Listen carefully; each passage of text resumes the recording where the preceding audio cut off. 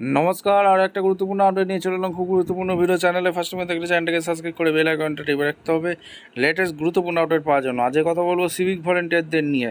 Civic ভলেন্টিয়ারদের দীর্ঘদিনের বঞ্চনার শিকার, তাদের কি বেতন বৃদ্ধি হতে চলেছে?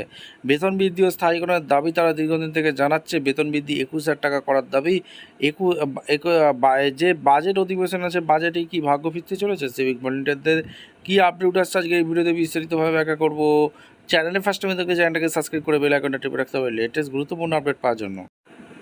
এই প্রতিবেদনে কি বলছে, 13 বছর পরও বেতন মাত্র 10,000 টাকা, স্থায়ীকরণ ও 21,000 টাকার দাবিতে সরব সিভিক ভলেন্টিয়ার। নিজস্ব প্রতিনিধি। দীর্ঘ 13 বছর ধরে রাজ্যের বিভিন্ন প্রান্তে আইনশৃঙ্খলা রক্ষা, ট্রাফিক নিয়ন্ত্রণ, থানার প্রশাসনিক কাজে সহায়তা সহ একাধিক গুরুত্বপূর্ণ দায়িত্ব পালন করে চলেন সিভিক ভলেন্টিয়ার। রোদ বৃষ্টি কিংবা ঝড়, প্রতিকূল পরিস্থিতিতে নিরলসভাবে কাজ করলেও তাদের বেতন ও চাকরি নিরাপত্তা নিয়ে খুব ক্রমশই বাড়ছে। সিভিক ভলেন্টিয়ারদের একাংশের দাবি, চাকরিতে যোগদানের সময় তাদের মাসিক ভাতা ছিল মাত্র 2,836 টাকা। দীর্ঘ সময় পেরিয়ে বর্তমানে তা বেড়ে 10,000 টাকা পৌঁছালেও বর্তমান বাজার দরের তুলনায় এই অর্থ অত্যন্ত অবতুল্য।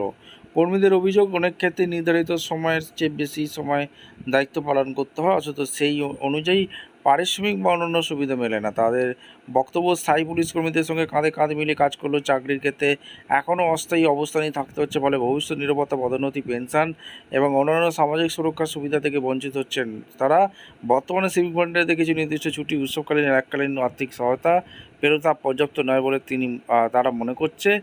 তাদের দাবি, ক্রমবর্ধী মূল্যবান বৃদ্ধি মাসিক 10,000 টাকায় পরিবার চালানো অত্যন্ত কঠিন হয়ে দাঁড়িয়েছে।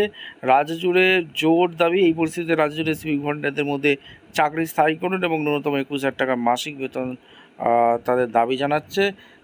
দেখা যাক, এবার বাজেট অধিবেশন সামনেই আছে। এই বাজেট অধিবেশনে সিভিক ভলেন্টিয়ারদের কি বেতন বৃদ্ধি, সমকাজে সমবেতন হতে যাচ্ছে, বা কিংবা স্থায়ীকরণের রূপরেখা কি তৈরি হতে যাচ্ছে? আপনাদের মতামত অবশ্যই কমেন্ট করে জানাবেন। দেখা হচ্ছে কোনো পরবর্তী ভিডিও। ধন্যবাদ।